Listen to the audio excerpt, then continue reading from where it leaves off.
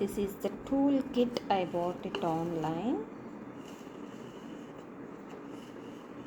These are the equipment provided in the pack. This one, the battery, everything. And now we have to attach everything according to the pics shown here. Then we can,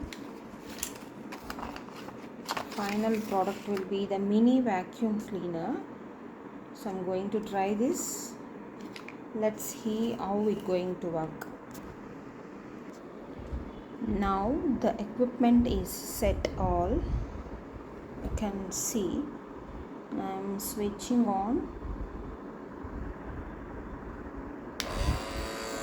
This is working. Let us check whether it will grab the thing or not.